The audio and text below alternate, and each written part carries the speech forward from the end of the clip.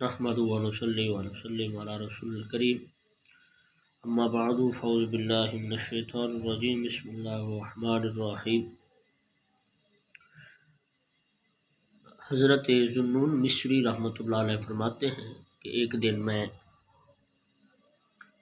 بازار کی طرف نکلا تو کیا دیکھتا ہوں، ایک جنازہ آ رہا ہے جس کو 4 بندوں نے اٹھا رکھا ہے۔ میں نے کہا خدا کی قسم میں ضرور 5واں آدمی بن کر ثواب حاصل کروں گا۔ ہم چلتے چلتے قبرستان پہنچے۔ میں نے کہا کون وارث جنازہ پڑھائے؟ کہنے لگے اس کا وارث کوئی نہیں، تو میں خود آ کے بڑھا، جنازہ پڑھایا، اسے دفن کیا۔ دفن کے بعد میں نے پوچھا کیا معاملہ ہے اس میت کا؟ کہنے لگے ہم نہیں جانتے، ہم تو صرف کرائے کے مزدور ہیں، جنازہ پڑھنے کے لیے اور دفنانے کے لیے ہمیں خریدا گیا۔ اور کہنے لگے ابھی تھوڑی دیر تک ایک عورت آئے گی، اس سے پوچھ لینا، اس نے ہمیں ہی سونپا تھا یہ میت۔ تھوڑی دیر گزری، ایک عورت آئی، اس نے اپنے بال کھولے، اس قبر کے ساتھ لپٹ گئی، روتی رہی، آسمان کی طرف سر اٹھایا، روتے روتے بے ہوش ہو گئی۔ پھر جب اٹھی تو مسکرانے لگی۔ حضرت ذوالنون فرماتے ہیں میں نے پوچھا ابھی روتے تھی اب مسکراتی ہے، وجہ کیا ہے؟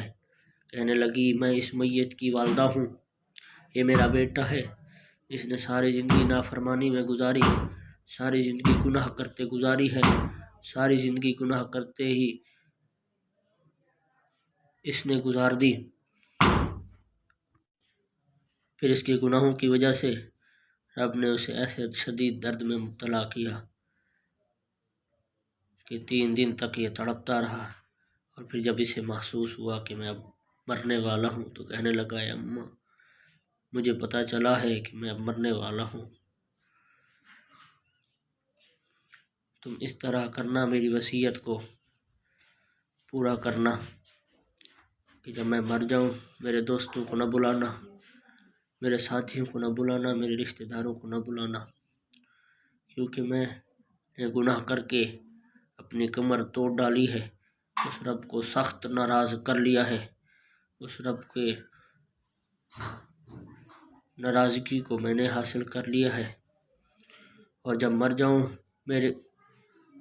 مجھے زمین پر لٹا دینا، میرے ایک رخسار پر پاؤں رکھ کے کہنا کہ مولا جو تیرا نافرمان ہو اس کی یہی سزا ہے۔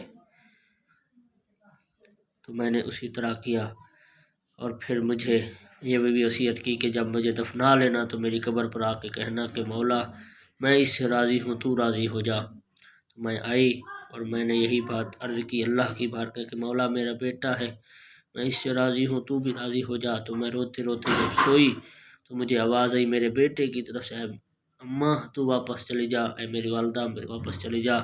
میں اس حال میں اپنے رب کی بارگاہ میں پیش ہوا کہ وہ مجھ سے راضی ہے،